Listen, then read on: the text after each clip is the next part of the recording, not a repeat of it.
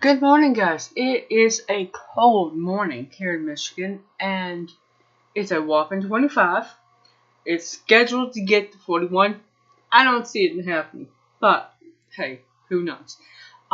Today I wanted to look at cookbooks, ones that are favorites, why they're a favorite, how they stay in rotation. Now, first thing I want to look at is recommending books for the first time cook.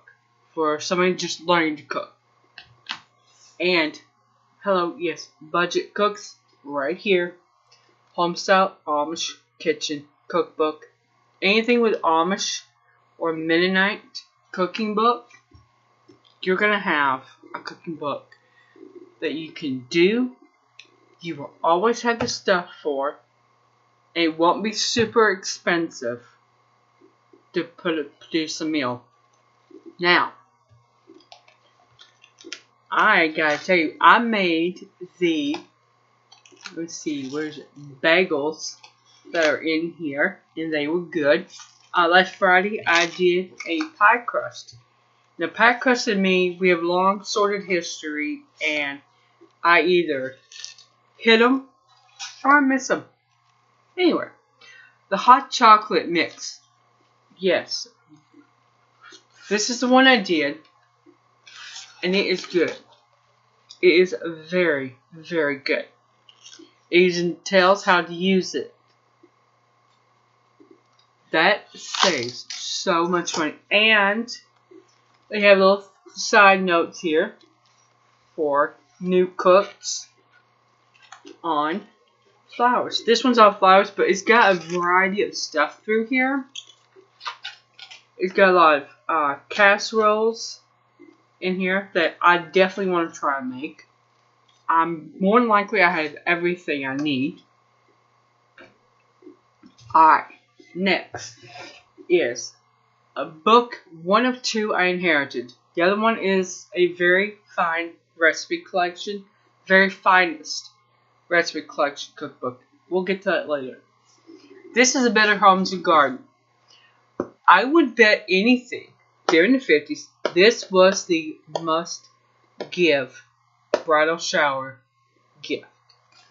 It covers a wide range of things, meal planning and nutrition, special helps like with budget. It did food terms you need to know, removing spots and stains. You just really had a variety of stuff, and you had a whole section on food preserving, on freezing, canning, and that kind of stuff, and even recipes to do.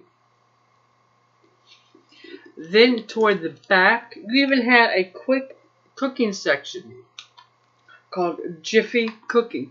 Hello, stuff you can throw together in no time flat. Yeah, I like that. Outdoor stuff. Also, you have a really cool area for table settings. I tried to do this video once before, and it wouldn't show up the black and white diagrams that are over here on one of these other pages, but this is showing up just fine. You see how these tables? The things are showing up. It shows how to set these up, how to set a room up, budget, the whole 9 yards. This, I have no doubt, was a must-have for housewives, just starting housewives. This next book, Rachel Ray has made millions on being an easy, accessible cooking. This is her week and a day. Now this one, I highly recommend for that person that's super duper busy. You got week 1 laid out, right? You go dish 1, braised pork tacos. Dish 2, crab cake and mac and cheese. Your protein and your side dish together. Moroccan meatloaf with lemon honey gravy. Dish 4 is ratatouille with poached eggs and garlic croutons. Dish 5 is pork ragu. Now, she shows how to do in each one She shows how to cook it off, to get it started, and then refrigerate it. And she also shows how to do the night of. Little section that's down here on the bottom. She's got make ahead, let cool and refrigerate, night of, return room temp before reheating, gently over medium heat. See? Now this is something if you have one day a week, do your grocery shopping. Oh, this Italian pot roast, by the way, that one is the bomb. It is so good. I made it for Easter one year, and oh my god, it was delicious. Seriously good. I mean, we didn't even do the pasta on the side. We just ate the roast beef, carrots, and celery, tomatoes, as is, straight from the crock pot.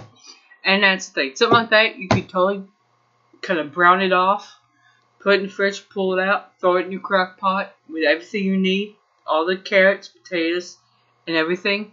If you're going to do potatoes, do them. But if you're going to do the pasta, leave the potatoes out. Definitely. But you can put this in your crock pot in the morning. By the time you get home, it's done. You just got to cook the pasta off. And take the sauce from the roast and put on it. No problem. Done. Her goulash is divine. That's under her Halloween section. I'm not going to bore you going all the way through it. But this is one. Plus she's got a bonus section in this book, where she introduced the whole idea of one grocery bag, 3 meals. And that is good for somebody that travels a lot. So they're only in for like maybe 3 or 4 days, and then they're gone for a few days. Doing something like that is excellent. Now, if you're somebody that's been cooking for a while, right here, Cook Like a Pro.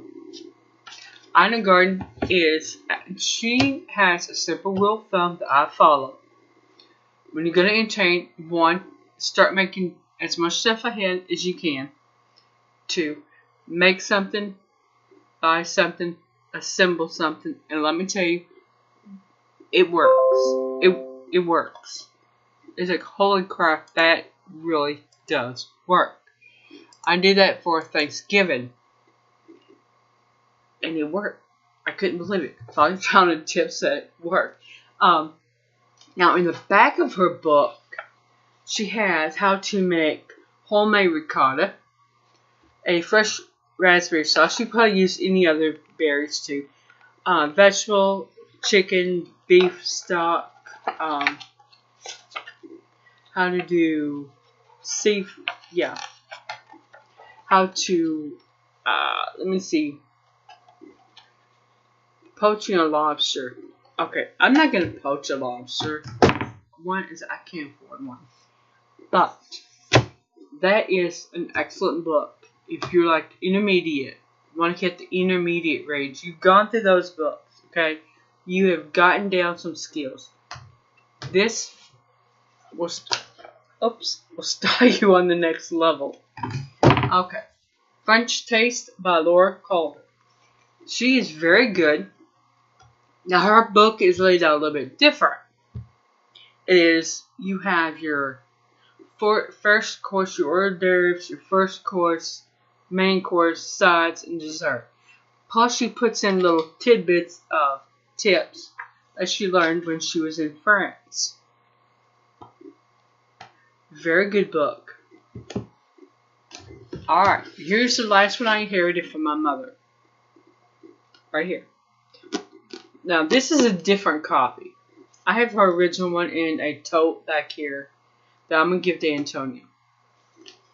But this has recipes from all across the world. I mean, it's just absolutely amazing. You go from chicken cacciatore, which is Italian, to chicken Kiev, which is Ukrainian. And it's got a huge amount of desserts to do that you would really blow someone's mind. Now, what puts them in the category of favorite is consistency, affordability. Does it constantly? Do I have to find different proteins? Is something I ask. If I have to go through that, you might get a side dish that's a favorite and a dessert. They'll keep you in a favorite rotation, but I don't want to have to be doing that. You know what I'm saying? So if you're just starting, this is one you want to get. It is one that I'm going to introduce Antonia to during the summer and start teaching her how to use that knife set I got her for Christmas. I actually bought it at a store that was going out of business here in Monroe, and I got a $75 knife set for $25. Oh, it was between $50 and $75. You know what? I got it for $25. Yes, that is how we shop around here. Now, I'm going to do the same thing next week, only with my canning cookbooks. And I'll share those with you. Some new ones that I've gotten for like fermenting and dehydrating. Alright guys, I am going to stop here. I've got Sarge. He's finally gotten back to his playful self. And I'm super happy about that. We both, Antonio and I both are. And I am going to go have some Pommy Mommy time. See you later.